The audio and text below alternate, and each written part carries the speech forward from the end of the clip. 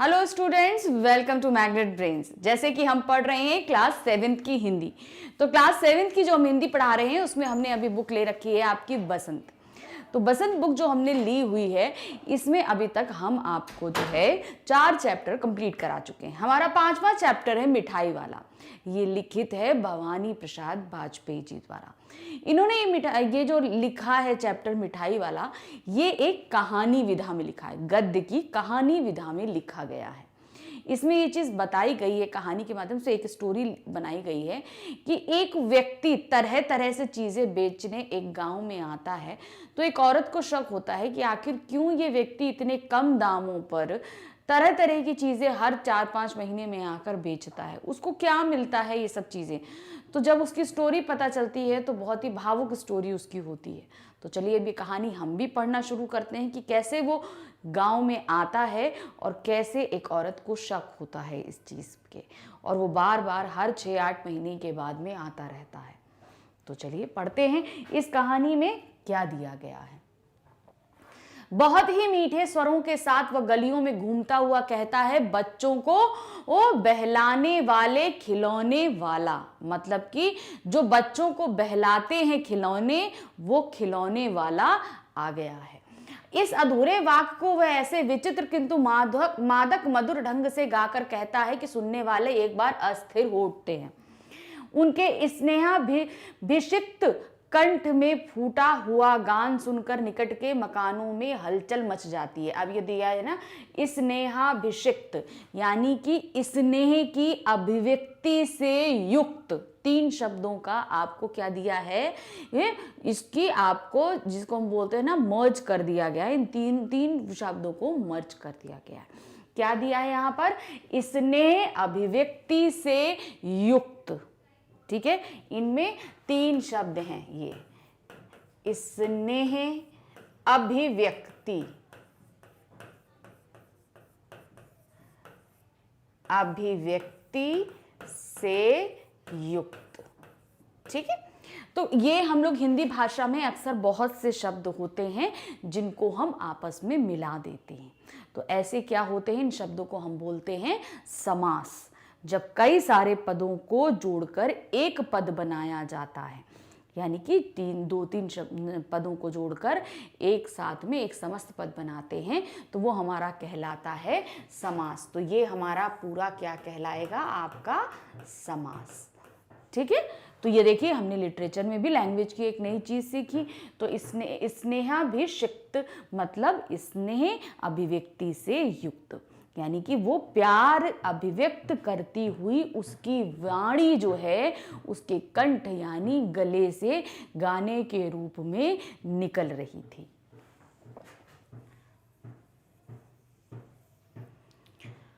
हलचल मच जाती है मतलब जैसे ही वो गाना गाता है आसपास के सभी जगहों से बच्चों में हलचल मच जाती है। भाई खिलौने के नाम से हर बच्चा मचल जाता है, तो यही हुआ वहां पर। छोटे छोटे बच्चों को अपनी गोद में लिए युवतियां चिकों को उठाकर छज्जों पर नीचे झांकने लगती हैं। चिक क्या होती हैं आपकी, जो बांस की पतली पतली जो पर्दे नुमा बनी होती है ना, उनको चिक बोलते हैं। गर्मियों में पड़ती है, वो बहुत ठंडक देती है, मतलब उससे हवा आर पार हो सकती है, डस्ट नहीं आती है। और दूसरा ये है कि उनको अगर हल्का गीला कर दिया जाए तो बहुत ही ठंडी हवा, बाहर की गर्म हवा गर्मियों की, वो अंदर ठंडी होकर पहुंचती है। तो चिकों को उठाकर छज्जों के नीचे झांकने लगती हैं युवतियां, यानी कि जो माएँ होती हैं वो अपने बच्चों को गोदी में लेकर छज्जों से झांक रही होती हैं। गलियों और उनके अंतव्यापी छोटे उद्यानों, यानी अंतव्यापी मतलब छोटे छोटे बगीचे बने होते हैं, बहुत छोटे में ही बहुत ज़्यादा छोटे छोटे उद्यानों में खेलते और इठलाते हुए बच्चों का झुंड उन्हें घेर लेता है, और तब वह खिलौने वाला वहीं बैठकर खिलौने की पेटी खोल देता है। मतलब जैसे ही उसको बच्चे घेर लेते हैं, जहां घेर लेते हैं वो वहीं बैठ जाता है और अपने खिलौनों की पेटियां खोल देता है। बच्चे खिलौने देखकर पुलकित हो जाते हैं, मतलब बच्चे जो है खिलौने देख लेते हैं वो बहुत ही खुश और प्रसन्न हो जाते हैं। वे पैसे लाकर खिलौने का मोल भाव करने लगते हैं, मतलब घर जाते हैं दौड़ के और पैसे लेके आते हैं और खिलौने वाले से मोल भाव शुरू करते हैं। क्या पूछते हैं, इसका दाम क्या है, मतलब तोतली भाषा में बोलते हैं ना, हम लोग बोलते हैं इसका दाम क्या है, तो बोलते हैं इसका दाम क्या है। ऑल इचका, ऑल इचका मतलब इसका की जगह उनके मुंह से तोतली भाषा में क्या निकल रहा है, इचका। खिलौने वाला बच्चों को देखता है और उनकी नन्ही नन्ही उंगलियों से पैसे ले लेता है और बच्चों की इच्छा अनुसार उन्हें खिलौने दे देता है। यानी कि उनसे पैसे ले लेता है और बच्चे को जो भी खिलौना चाहिए होता है वो उठाकर उनको दे देता है। खिलौने लेकर फिर बच्चे उछलते कूदने लगते हैं और तब फिर खिलौने वाला उसी प्रकार गाकर कहता है। खिलौने लेकर बच्चे अपने घर चले जाते हैं और बच्चा खिलौने वाला फिर अपनी पेटी उठाता है और गाना शुरू करता है। बच्चों को बहलाने वाला खिलौने वाला, सागर की हिलोर की भांति उसका यह मादक गान गली भर के मकानों में इस ओर से उस ओर तक लहराता हुआ पहुंचता है और खिलौने वाला आगे बढ़ जाता है। मतलब वो जो गाना गा रहा है, जिस गली में गाता जाता है उस गली के एक छोर से लेकर दूसरे छोर तक उसकी आवाज जाती है कि खिलौने वाला आया हुआ है। राय विजय बहादुर के भी एक दिन खिलौने लेकर घर आया। क्या हुआ, राय विजय बहादुर के बच्चे भी वो खिलौने लेकर घर आते हैं। वे दो बच्चे थे, चुन्नू और मुन्नू। चुन्नू जब खिलौने ले आया तो बोला, चुन्नू मतलब दो बच्चे, विजय बहादुर एक व्यक्ति हैं, उनके दो बच्चे हैं चुन्नू मुन्नू। जैसे वो भी घर से पैसे लेके गए और वहां जाकर खिलौने ले आए। अब खिलौने लेकर आए तो वो आपस में कैसे खेल रहे हैं देखिए। मेला घोला केचा चुंदल है, मतलब मेरा घोड़ा कैसा सुंदर है। मुन्नू बोला, और देखो मेला कैचा छुंदल है, मतलब और मेरा भी कैचा सुंदर है। मतलब दोनों कहते हैं मेरा घोड़ा भी कितना सुंदर है और देखो मेरा भी कैसा सुंदर है। दोनों अपने हाथी घोड़े लेकर घर भर में उछलने लगे। इन बच्चों की माँ रोहिणी कुछ देर तक खड़े खड़े उनका ये खेल निहारती रही। अब जब दोनों बच्चे देख रहे थे तो माँ बहुत खुश हो रही थी और खड़े होकर उन दोनों के खेलों को बड़े ध्यान से देख रही थी। अंत में दोनों बच्चों को बुलाकर उसने पूछा, अरे ओ चुन्नू मुन्नू, ये खिलौने तुमने कितने में लिए? अंत में क्या करती है कि वो दोनों को बुलाती है और पूछती है कि तुमने ये खिलौने कितने में लिए? मुन्नू बोला 2 पैसे में, खिलौने वाला दे गया। मुन्नू क्या बोला, मुझे 2 पैसे में ये खिलौने वो देकर चला गया। रोहिणी सोचने लगी, इतने सस्ते कैसे दे गया, कैसे दे गया, यह तो वही जाने, लेकिन दे गया ही है, इतना तो निश्चित है। अब उसको ये कि भाई 2 पैसे में, इतने कम पैसे में इतने अच्छे खिलौने कैसे दे गया, मतलब सोच की बात है, क्या कारण है जो ऐसा दे गई। एक जरा सी बात ठहरी, रोहिणी अपने काम में लग गई, फिर कभी उसे इस पर विचार करने की आवश्यकता भी भला क्यों पड़ती। जरा सी बात थी, जरा देर के लिए उसने सोची और फिर उसके दिमाग से चली गई। वो काम में लग गई, क्योंकि ये ऐसी कोई बात नहीं थी कि हम दोबारा सोचते, तो सोचने वो चीज भूल गई वो। मतलब तब भी ये चीज होता है ना कि हमारे दिमाग में रहा कि हाँ इतने कम पैसे में वो खिलौना आया था। 6 महीने बाद, अब जो ये खिलौने लिए गए थे इसके ठीक 6 महीने के बाद की फिर कहानी आती है। क्या हुआ, नगर भर में 2-4 दिनों में एक मुरली वाले के आने का समाचार फैल गया। मतलब पूरे जो नगर है, शहर में, वहां पर एक मुरली वाला आया है, इसकी जो है बात फैल गई कि एक मुरली वाला आया हुआ है। लोग कहने लगे, भाई वाह, मुरली बजाने में वह एक ही उस्ताद है, मुरली बजाकर गाना सुनाकर वह मुरली बेचता भी है, सो भी 2-2 पैसे में। तो मतलब वो बहुत ही अच्छी मुरली बजाता है। इस लाइन का मतलब था कि वो मुरली वाला बहुत अच्छी मुरली बजाता है और बजा बजा के मुरली बेचता है, लेकिन वो भी सिर्फ 2-2 पैसे में। मतलब इतनी सस्ती मुरली दे रहा है और मुरली बजाकर भी सुना रहा है। भला इसमें उसे क्या मिलता होगा, मेहनत भी तो ना आती होगी। एक व्यक्ति ने पूछ लिया, कैसा है वह मुरली वाला, मैंने तो उसे नहीं देखा। भाई जब ये बात फैली तो किसी व्यक्ति ने पूछ लिया कि भाई मैंने तो नहीं देखा, कैसा है मुरली वाला बताओ। उत्तर मिला, उम्र तो उसकी अभी अधिक ना होगी, यही 30-32 का होगा, दुबला पतला गोरा युवक है, बीकानेरी रंगीन साफा बांधता है, वही तो नहीं जो पहले खिलौने बेचा करता था। तो उसने जो कद काठी बताई उससे तुरंत ही भाप कर दूसरा व्यक्ति बोला, ये वही तो नहीं है जो खिलौने बेचने आया था, कम पैसे में बच्चों को इतने अच्छे अच्छे खिलौने देकर चला गया था, कहीं ये वही व्यक्ति तो नहीं है। क्या वह पहले खिलौने बेचा करता था? तो अब क्वेश्चन उठा कि भाई अभी मुरली बेच रहा है, मतलब कि पहले खिलौने बेचा करता था। हाँ, जो आकार प्रकार तुमने बतलाया उसी प्रकार का वह भी था, तो वही होगा, पर भाई वह एक उस्ताद है। तो उसने बोला कि जैसा तुमने आकार प्रकार बताया खिलौने वाला भी वैसा ही था। तो ठीक है भाई होगा, लेकिन है उस्ताद। क्यों उसको उस्ताद बोला गया? क्योंकि वो बहुत ही सुंदर मुरली बजाता है।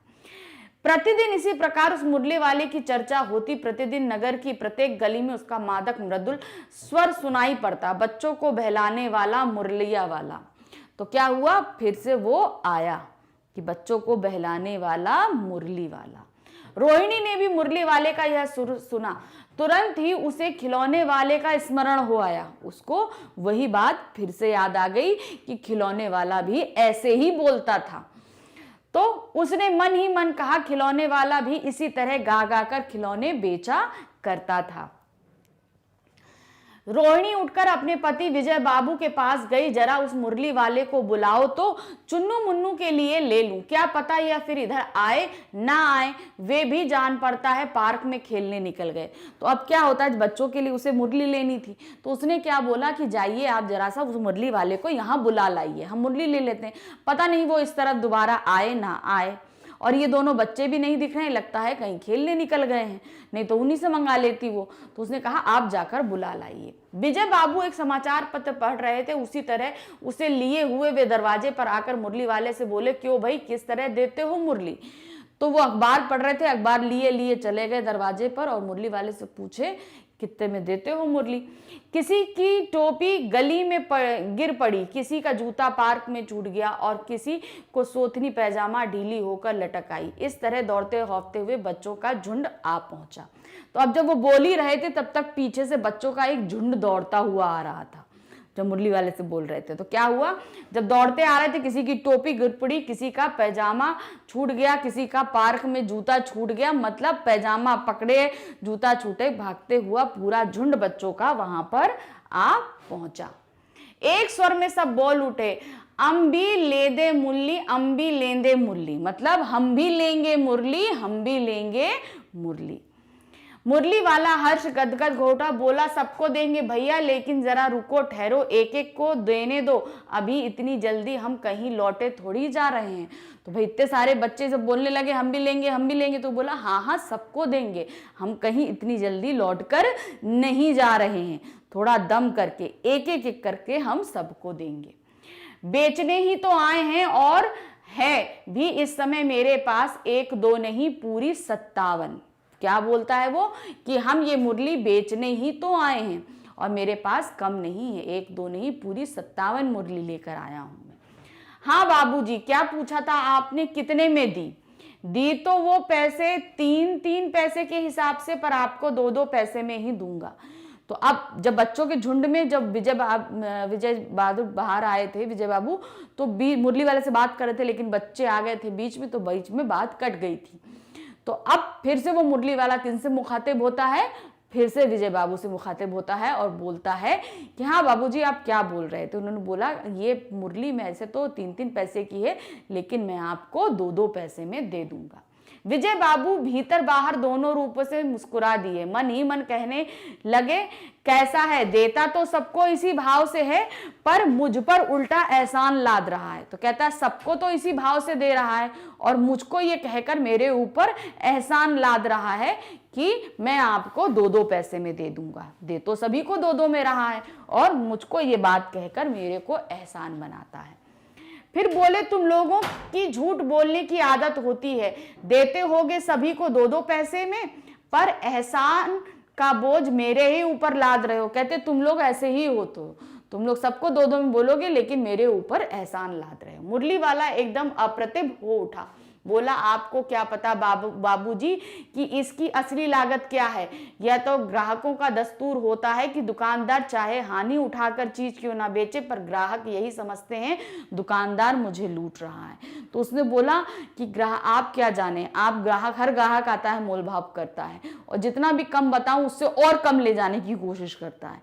तो लेकिन लागत कितनी है भाई, जो लागत लगी है उससे तो थोड़ा कमा के ही व्यक्ति पैसा लेगा ना, तो हम वही करते। आप भला काहे को विश्वास करेंगे, लेकिन सच पूछिए तो बाबूजी असली दाम 2 ही पैसा है, आप कहीं से 2 पैसे में ये मुरली नहीं ला पाएंगे सकते। मैंने तो पूरी 1000 बनवाई थी, तब मुझे इस भाव में पड़ी। तो उसने बोला कि मैंने पूरी 1000 मुरली बनवाई थी, तब मुझे ये एक मुरली का भाव 2 पैसे पड़ा था और मैं उतने में ही बेच रहा हूं और आप इससे कम में कहीं से भी लाकर नहीं दे सकते। विजय बाबू बोले, अच्छा मुझे ज्यादा वक्त नहीं है, जल्दी से 2 ठो निकाल दो। तो उन्होंने कहा मेरे पास ज्यादा वक्त नहीं है, 2 मुरली मेरे लिए निकाल दो। 2 मुरलियां लेकर विजय बाबू फिर मकान के भीतर पहुंच गए। मुरली वाला देर तक उन बच्चों के झुंड में मुरलियां बेचता रहा। उसके पास कई रंग की मुरलियां थी। बच्चे जो रंग पसंद करते, मुरली वाला उसी रंग की मुरली निकाल देता। यह बड़ी अच्छी मुरली है, तुम यही ले लो बाबू, राजा बाबू तुम्हारे लायक तो बस यह है। हाँ भैया, तुमको भी वही देंगे, ये लो। तो मतलब सब बच्चों को देते हुए ही वो सारी बातें बोल रहा है। मतलब सब बच्चे, जो बच्चे मांग रहे हैं उनको दे रहा है कि हाँ भैया बाबू तुम्हारे लिए ये मुरली है, तुम्हारे लिए वो मुरली है। तुमको वैसी ना चाहिए, यह नारंगी रंग की, अच्छा वही लो। ले आए पैसे, अच्छा ये ले लो तुम्हारे लिए, मैंने पहले ही यह निकाल रखी थी, तुमको पैसे नहीं मिले। तो उन्होंने बोला मैंने तुम्हारे लिए निकाल रखे थे, तुम्हें पैसे नहीं मिले तो क्या हुआ, तुम ऐसे ही ले लो। तुमने अम्मा से ठीक तरह मांगे ना होंगे, तुमको पैसे नहीं मिले तो मतलब अम्मा से तुमने ठीक तरीके से पैसे ना मांगे होंगे। धोती पकड़कर पैरों पे लिपटकर अम्मा से पैसे मांगे जाते हैं बाबू। हाँ फिर जाओ, अब की बार मिल जाएंगे। दुअन्नी है तो क्या हुआ, ये लो पैसे वापस लो। ठीक हो गया ना हिसाब, मिल गए पैसे। तो अब वो जैसे कुछ कोई ज्यादा पैसे लाके दे रहा है तो फिर उनको पैसे वापस कर रहा है। अब कोई 4 आने लाके दिया तो ये लो भैया दुअन्नी ले लो। तो आपको इस तरीके से वो वापस कर रहा था। मैंने तरकीब बताई। अच्छा अब तो किसी को नहीं लेना, सब ले चुके। तुम्हारी माँ के पास पैसे नहीं है, अच्छा तुम भी यह लो। अच्छा तो अब मैं चलता हूँ। किसी की माँ के पास पैसे नहीं थे तो उसने कहा ठीक है तुम ले लो, अब मैं चलता हूँ। इस तरह मुरली बारा फिर आगे बढ़ गया। आज अपने मकान में बैठी हुई रोहिणी मिलने वाली की सारी बातें सुनती रही। आज भी उसने अनुभव किया, बच्चों के साथ इतने प्यार से बातें करने वाला फेरी वाला पहले कभी नहीं आया। मतलब बच्चों से इतनी अच्छी तरीके से बात करने वाला, पैसों को ज्यादा तवज्जो ना देकर बच्चों को ज्यादा तवज्जो देने वाला जो है फेरी वाला, आज से पहले कोई व्यक्ति नहीं आया। फिर वह सौदा भी कैसा सस्ता बेचता है, भला आदमी जान पड़ता है। समय की बात है जो बेचारा इस तरह मारा मारा फिरता है। पेट जो ना कराए सो थोड़ा है। तो उसने बताया कि भला आदमी है, हो सकता है खाने की वजह। पेट जो ना कराए मतलब भूख के लिए आदमी सब कुछ करने के लिए तैयार हो जाता है। इस समय मुरली वाले का छीण स्वर दूसरी निकट की गली में सुनाई दे रहा था। छीण स्वर मतलब वो इस गली को छोड़कर, विजय बाबू की गली छोड़कर दूसरी गली चला गया था। तो दूसरी गली से धीरे धीरे मुरली वाले का स्वर सुनाई, छीण मतलब कमजोर स्वर सुनाई दे रहा था। बच्चों को बहलाने वाला मुरलिया वाला। रोहिणी इसे सुनकर मन ही मन कहने लगी, और स्वर कैसा मीठा है इसका। बहुत दिनों तक रोहिणी को मुरली वाले का ये मीठा स्वर और उसकी बच्चों के प्रति वे स्नेह सिक्त बातें याद आती रहीं। तो अब देखिए यहाँ मतलब था यहाँ पर स्नेह युक्त, ठीक है, स्नेह युक्त बातें, यानी कि जिसकी जो बात है उसकी बातों में स्नेह था, प्यार था उसकी बातों में। तो क्या हुआ, बहुत दिन तक जो है रोहिणी उस मुरली वाले को याद करती रही और किस तरीके से वो बच्चों से प्यार से बात करता है ये भी याद करती रही। महीने के महीने आए और चले गए, फिर मुरली वाला ना आया। धीरे धीरे उसकी स्मृति भी क्षीण होने लगी। कई महीने बीत गए और मुरली वाला नहीं आया और धीरे धीरे क्या हुआ, उसकी जो स्मृति यानी कि उसकी जो याद रोहिणी के दिल में बसी थी वो भी धीरे धीरे कमजोर पड़ गई।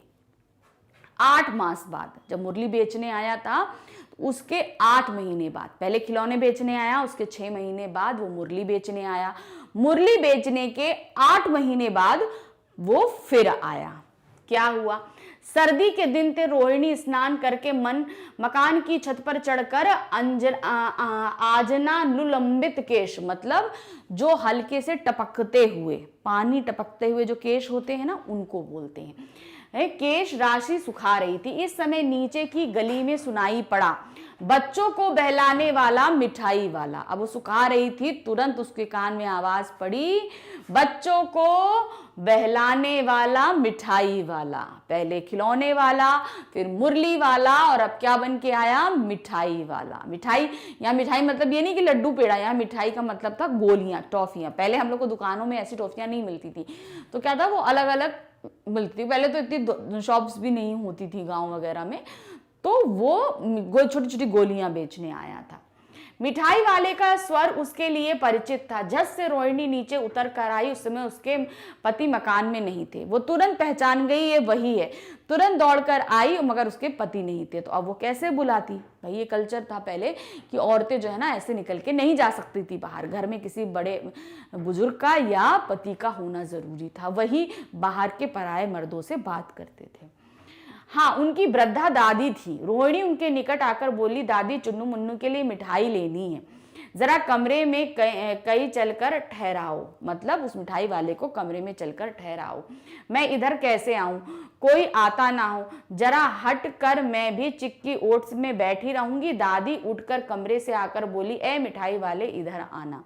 तो यहाँ पर क्या हुआ, दादी ने बोला से उसने कि आप जो है ना उसको बुला दीजिए, चुन्नू मुन्नू के लिए मिठाई लेनी है, अब मैं कैसे आऊंगी, आप इधर बुला देना कमरे में, तो मैं चिक से झांक कर, जैसे इधर कमरे में आ गई तो वो चिक से, ये देखिए चिक से झांक कर देखती रहेगी और मिठाई ले लेगी। तो दादी माँ तैयार हो गई और उन्होंने तुरंत मिठाई वाले को आवाज दी, ए मिठाई वाले इधर आना। मिठाई वाला निकट आ गया, बोला, कितनी मिठाई दूं माँ?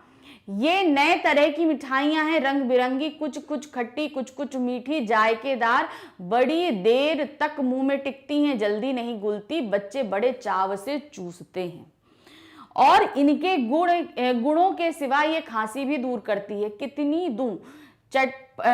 चपटी, गोल, पहलदार मतलब घेरेदार, पहलदार गोलियां, पैसे की 16 देता हूं। तो उसने बताया, गोलियों के इतने सारे गुण बताए और साथ में ये भी बताया कि इनसे जो है खांसी दूर होती है, और ये भी बताया कि मैं पैसे की कितनी देता हूं, 16 गोलियां देता हूं। दादी बोली, 16 तो बहुत कम है। उसने बोला, एक पैसे में 16 गोली दे। तो कहते 16 तो बहुत कम है, भला 25 तो दे दो। तो उसने बोला, 16 कम है, तुम 25 दो। मिठाई वाला, नहीं दादी, अधिक नहीं दे सकता, इतना भी तो देता हूं, यह अब मैं तुम्हें क्या, खैर मैं अधिक ना दे सकूंगा। तो उन्होंने बोला, मैं इतना तो पहले ही दे रहा हूं, अब इससे अधिक ना दे सकूंगा दादी। रोहिणी दादी के पास ही थी, बोली, दादी फिर भी काफी सस्ती दे रहा है, 4 पैसे की ले लो, यह पैसे लो। तो उसने बोला कि ठीक है, ये तो पहले ही सस्ती दे रहा है, आप 4 पैसे की ले लो। 1 पैसे में 16 दे रहा था, तो उसने क्या बोला, 4 पैसे की ले लीजिए। मिठाई वाला मिठाइयाँ गिनने लगा। जब उन्होंने हामी भर दी तो मिठाई वाली मिठाई गिन गिन के देने लगा। भाई 1 की 16 आई तो फिर 32 आएंगी, फिर उसके बाद कितनी आएंगी आपकी, 64 गोलियां आपके आई। तो वो 64 गोलियां गिनने में भी तो टाइम लगेगा। 2 4 की दे दो, अच्छा 25 नहीं 20 ही दो। अब दादी अभी भी मोल भाव में लगी हैं, वो कह रही है अच्छा ठीक है तुम 25 ना दो 20 दे दो। अरे हाँ मैं बूढ़ी हुई, मोल भाव अब मुझे ज्यादा करना आता नहीं, अब मैं बूढ़ी हो गई हूं, मुझे ज्यादा मोल भाव करना नहीं आता, अब तुम इतनी ही दे दो। कहते हुए दादी ने पोपले मुंह से जरा सी मुस्कुराहट फूट निकली। रोहिणी ने दादी से कहा, दादी इससे पूछो तुम इस शहर में और कभी भी आए थे या पहली बार आए हो, यहाँ के निवासी थे तो तुम हो नहीं। तो दादी वो सीधे बात नहीं कर सकती थी, तो उसने दादी से कहा इससे ऐसे पूछो, लेकिन उसकी आवाज तो मिठाई वाले के पास पहुंच ही गई। दादी के इस कथन को दोहराने की चेष्टा की ही थी कि मिठाई वाले ने उत्तर दिया। उन्होंने चेष्टा की लेकिन मिठाई वाला तो सुन चुका था। तो उसने बोला, पहली बार नहीं और भी कई बार आ चुका हूं। तो उसने सीधे ही बोला, मैं पहली बार नहीं आया हूं, मैं और भी कई बार आ चुका हूं। रोहिणी चिक की आड़ से बोली, पहले यही मिठाई बेचते हुए आए थे या और कोई चीज लेकर आए थे। तो उसने बोला था पहले यही मिठाई बेचने आए थे या कुछ और लेकर। वो तो समझ गई थी लेकिन ये चीज ये मिठाई वाले से बुलवाना चाहती थी, तो उसने इसीलिए ऐसे पूछा कि तुम पहले यही बेचने आए थे या कुछ और लेकर आए थे। मिठाई वाला हर्ष, संशय और विस्मय आदि भावों में डूबकर बोला। हर्ष मतलब खुश है, संशय मतलब कि थोड़ा सा शक हो रहा है कि मतलब इनको पहचान गई है, और विस्मय मतलब आश्चर्य कि मेरे आने जाने का भी कोई हिसाब रख रहा है। डूबकर बोला, इससे पहले मुरली लेकर आया था और उससे पहले भी खिलौने लेकर आया था। उसने सही सही बोल दिया कि इससे पहले मैं मुरली लेकर आया था और उससे पहले मैं खिलौने लेकर आया था। रोहिणी का अनुमान ठीक निकला। अब तो वह उससे और भी कुछ बातें पूछने के लिए अस्थिर हो उठी, मतलब अब उसे और बातें पूछनी थी, वो मन से मचल उठी। वह बोली, इन व्यवसायों में भला तुम्हें क्या मिलता है? तो उसने पूछा, ये जो व्यवसाय करते हो तुम्हें इसमें मिलता क्या है, क्योंकि तुम तो बहुत सस्ता बेच रहे हो। तो वो बोला, मिलता भला क्या है, यही खाने भर का मिल जाता है, कहीं नहीं भी मिलता, पर हाँ संतोष, धीरज और कभी कभी असीम सुख जरूर मिलता है, और यही मैं सोचता भी हूं, सो कैसे वह भी बताओ। तो उसने बोला, मिलता इतना है कि खाने पीने को हो जाए, और कभी नहीं भी मिलता, लेकिन जो मिलता है वो है संतोष, और कभी कभी उससे भी कहीं ज्यादा सुख। तो उसने बोला कि अगर तुम्हें यही मिलता है तो वो कैसे मिलता है, मुझे तुम ये चीज बताओ। अब व्यर्थ उन बातों को क्यों चर्चा करूं? तो मिठाई वाला बोलता है, अब मैं उन बातों को की चर्चा क्यों करूं, उन्हें आप जाने ही दो, उन बातों को सुनकर आपको दुख होगा। कहते अब मैं उन बातों की चर्चा नहीं करना चाहता, क्योंकि अगर मैं वो बातें बोलूंगा तो आपको दुख होगा। जब इतना बताया है तब और भी बता दो, मैं बहुत उत्सुक हूं, तुम्हारा हर्जा ना हो मिठाई, ये मैं और भी ले लूंगी। तो उसने बोला कि जब तुमने इतना बताया है तो और बता दो, अब तुम बताओगे तो तुम्हारा समय जाएगा, तुम्हारा हर्जा होगा, नुकसान होगा, तो तुम्हारे उसके एवज में मैं तुमसे मिठाइयां और भी ले लूंगी। अतिशय गंभीरता के साथ मिठाई वाला बोला। अब वो बहुत ज्यादा गंभीर हो गया, सीरियस होकर बोलने लगा। मैं भी अपने नगर का एक प्रतिष्ठित आदमी था, मतलब बहुत अच्छे पैसे वाला, एक अच्छा सम्मान वाला व्यक्ति था। मकान, व्यवसाय, गाड़ी घोड़े, नौकर चाकर सब कुछ था, मतलब मेरे घर पूरा संपन्न था।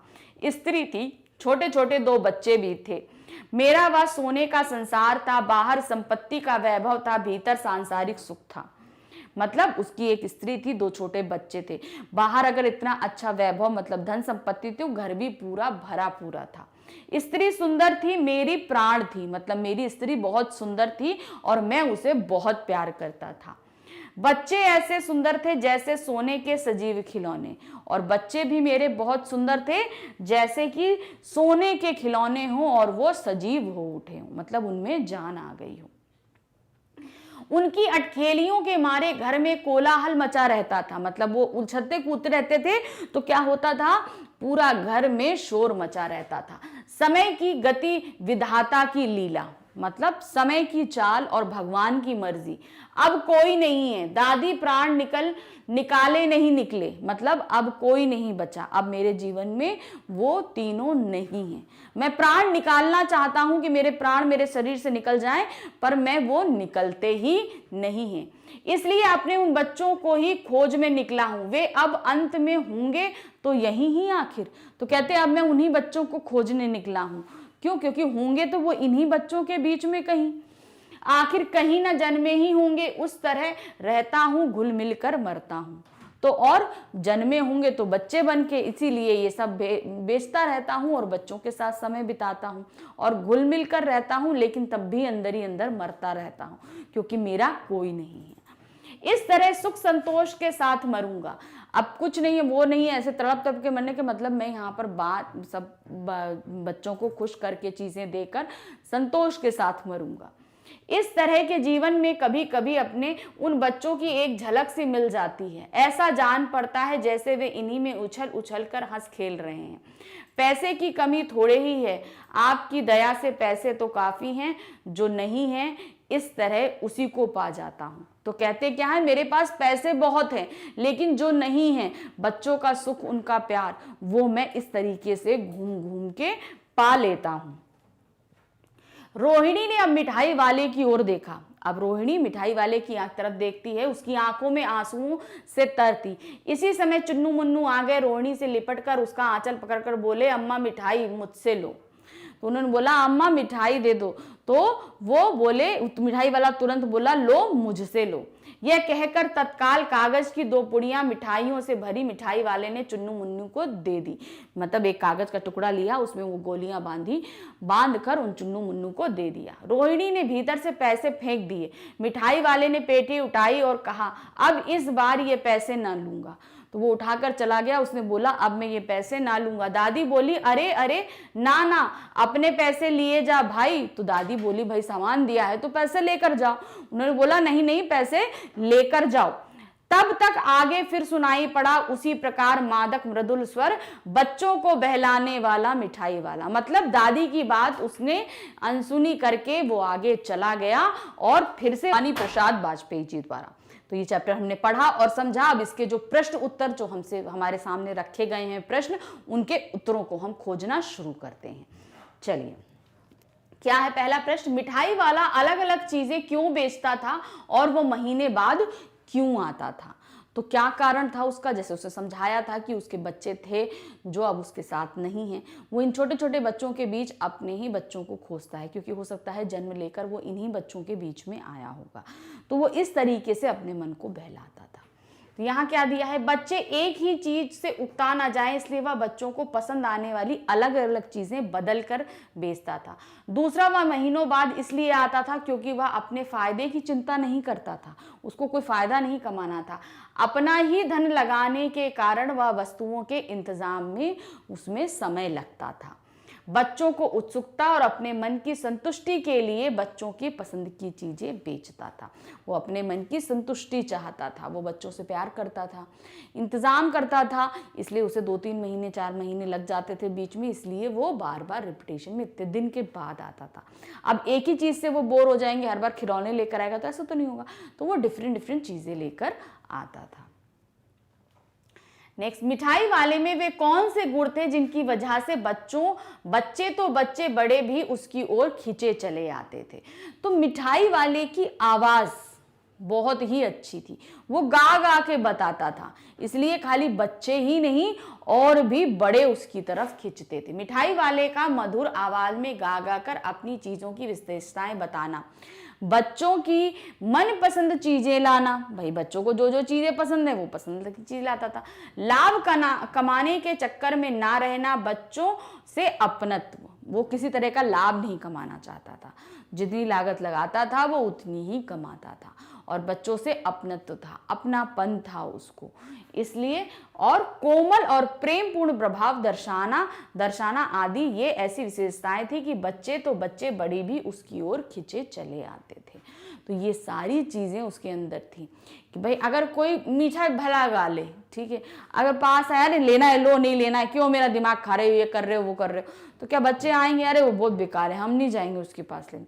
और कोई अगर पैसे दे, जैसे कोई बच्चा पैसे नहीं लेके आया, उसकी मम्मी में पैसे नहीं है, तो उसको ऐसे भी दे देता था। तो वो जानते थे बच्चे कि ये बहुत प्यार से दे देता था, तो इसलिए जो है उसके पास में जाते थे। और इसी वजह से क्या होता था, माँ बाप भी बच्चों को उसके साथ स्वतंत्र, मतलब सेफ फील करने वाला जो भाव रहता था वो रहता था। तो बड़े भी उसकी तरफ इसीलिए वजह से आकर्षित होते थे और बच्चे भी। विजय बाबू एक ग्राहक थे और मुरली वाला एक विक्रेता, दोनों अपने अपने पक्ष के समर्थन में क्या तर्क पेश करते हैं। तो बात ये हुई थी ना, उसने क्या बोला था कि ऐसे तो 3-3 पैसे की है, लेकिन मैं आपको 2 पैसे में ही 2-2 पैसे में ही दे दूंगा। तो यहाँ पर उन्होंने बोला था तुम सबको तो 2 ही 2 में दे रहे हो और मेरे ऊपर एहसान दिखा रहे हो। तो उसने क्या बोला था कि बाबू साहब जितनी लागत है मैं उतनी ही ले रहा हूँ। तो ये जो तर्क उनके बीच जो हुआ था, हमें वो तर्क ही यहाँ पर रखना है। क्या दिया था, एक ग्राहक के तौर पर विजय बाबू तर्क देते हैं कि दुकानदार को झूठ तथा दाम बढ़ाकर बोलने की आदत होती है। मतलब अगर हम कहीं पे सामान लेने जाएंगे तो हमेशा जो दुकानदार होगा, जो भी लागत लगी होगी उससे काफी दाम बढ़ा के रखेगा, ठीक है, ताकि भाई हमको फायदा हो। तो कुछ लोग बार्गेन करते हैं, इसीलिए बार्गेन किया जाता है। तो दुकानदार की आदत होती है मुनाफा कमाने के लिए। सामान सबको एक ही भाव में देते हैं, पर पहले अधिक और फिर कम दाम बताकर ग्राहक पर एहसान का बोझ डाल देते हैं। मतलब देंगे सबको सेम एक ही दाम पे, लेकिन पहले ज्यादा बताएंगे और फिर जब उसको रगड़ो तो अच्छा ठीक है हम इतने में दे देंगे। तो ये एक एहसान जताने वाला भाव हो जाता है कि हमने आपको कम करके पैसे में दिया है। एक विक्रेता के तौर पर मुरली वाला तर्क देता है, ये तो ग्राहक थे विजय बाबू, तो उन्होंने ये तर्क दिया था। अब विक्रेता कौन था हमारा, जो है मुरली वाला, उसने क्या बोला कि ग्राहक को सामान की असली लागत का पता नहीं होता, मतलब जो सामान बन रहा है उसकी लागत का पता नहीं होता, और दुकानदार हानि उठाकर सामान क्यों ना बेचे। भाई क्यों, अगर दुकानदार क्यों हानि उठाकर सामान बेचेगा, भाई जितनी लागत लगी है, जो कुछ लगा वो तो हम वसूलेंगे ही ना। तो वो क्यों ना बेचे। पर ग्राहक को लगता है कि दुकानदार उसे लूट ही रहा है। ग्राहक हमेशा दुकानदार पर संदेह करता है। तो उन्हें क्या लगता है, दुकान जो ग्राहक आते हैं, कि हमको लूट रहा है। तो इस तरीके से संदेह नहीं करना चाहिए। हमेशा जो ग्राहक है वो दुकानदार पर संदेह करता ही करता है कि हमको ये दाम ज्यादा बढ़ाकर बोल रहा है। खिलौने वाले के आने पर बच्चों की क्या प्रतिक्रिया होती थी। जैसे ही खिलौने वाला आया था तो उनकी क्या प्रतिक्रिया हुई थी, वो कैसे भागे थे, क्या है मेरा, क्या मुझे भी देना है, मुझे भी लेना है, तोतली तोतली भाषा में बोल रहे थे ना। तो वहां पर क्या करना है, खिलौने वालों की मादक मधुर आवाज सुनकर बच्चे चंचल हो उठते थे। जैसे वो आता था चंचल, मतलब अरे अब जाना है उसके पास में। उनके स्नेहपूर्ण कंठ से फूटती हुई आवाज सुनकर निकट के मकानों में हलचल मच जाती थी। गलियां तथा उनके भीतर स्थित छोटे छोटे उद्यानों में खेलते इठलाते हुए बच्चों का समूह अपनी जूता टोपी उद्यान में ही भूलकर उसे घेर लेता था और वे अपने अपने घरों से पैसे लाकर खिलौनों का मोलभाव करने लगते थे। मतलब छोटे छोटे उद्यान में बच्चे खेलते रहते, जैसी आवाज आई तुरंत भागते थे। अरे टोपी गिरी, जूता गिरा, पजामा खिसक रहा, पकड़ते हुए वो भागते चले आते थे कि नहीं खिलौने वाला आ गया, मुझे खिलौने लेने हैं। फिर तोतली तोतली भाषा में देते थे, मुझे दे दो, मुझे दे दो। ये इस तरीके से तो बोलते थे। रोहिणी को मुरली वाले के स्वर में खिलौने वाले का स्मरण क्यों आया। मतलब रोहिणी ने जब मुरली वाले का आवाज सुनी थी तो उसे तुरंत जो है खिलौने वाला पहले आया था ना, खिलौने वाले का स्मरण क्यों आया, क्योंकि भाई दोनों के गाने की जो बोलने की विधि थी वो एक जैसी थी और बच्चों से स्नेह भी एक ही जैसा था। तो यहाँ क्या था, रोहिणी को मुरली वाले के स्वर में खिलौने वाले का स्मरण हो आया क्योंकि उसे वह आवाज जानी पहचानी लगी। होता है ना, हम लोग आवाजें सुनते हैं तो वो हम लोग को पहचान में आ जाती हैं, तो वो आवाज उसको पहचानी सी लग रही थी। उसे स्मरण हो आया कि खिलौने वाला भी इसी प्रकार मधुर कंठ में गाकर खिलौने बेचा करता था और इस मुरली वाले का स्वर भी उसी तरह का था। ये भी ठीक वैसे ही मधुर आवाज में गा गा कर मुरलियां बेच रहा था। दोनों के बेचने का अंदाज एक समान था। तो जैसे खिलौने वाले गा गा कर बेच रहा था वैसे मुरली वाला भी गा गा के बेच रहा था। तो आवाज एक जैसी थी, अंदाज एक जैसा था। तो इसीलिए रोहिणी ने जब मुरली वाले की आवाज सुनी थी तो खिलौने वाले का स्मरण हुआ था कि ये आवाज मैंने पहले कहीं पर सुन रखी है। किसकी बात सुनकर मिठाई वाला भावुक हो गया तथा उसने इन व्यवसायों को अपनाने का क्या कारण बताया। तो क्या हुआ था, किसने पूछा था, किसकी बातों से भावुक, उसने रोहिणी ने उससे पूछा था ना, रोहिणी ने पूछा था ना कि आखिर तुम इतने कम दाम में कैसे दे देते हो, क्या बात है। तो वो उसने बताया था कि कैसे उसका घर पूरा भरा पूरा था। तो वो सारी बात आप इसमें लिखेंगे। मिठाई वाला रोहिणी की बात सुनकर भावुक हो गया था। उसने इस छोटे व्यवसाय को अपनाने का कारण ये बताया कि किसी समय उसका भी सुखी संपन्न परिवार था, सुंदर स्त्री, प्यारे बच्चे थे, किंतु उसका परिवार नष्ट हो गया। अब वह अपने मृत बच्चों की झलक दूसरों के बच्चों में देखता है। बच्चों के साथ रहकर उसे संतोष, धैर्य और असीम सुख की प्राप्ति होती है। तो उसके बच्चे परिवार सब नष्ट हो गया था और उनको वो कहाँ ढूंढ रहा था, और सभी नन्हे नन्हे बच्चों के अंदर उनको ढूंढ रहा था।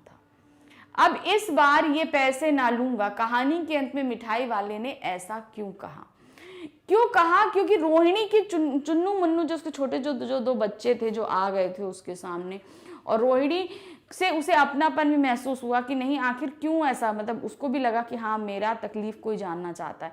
फिर जो वो चुन्नू मुन्नू आ गए थे उसमें उसे अपने ही बच्चे दिखाई देने लगे थे।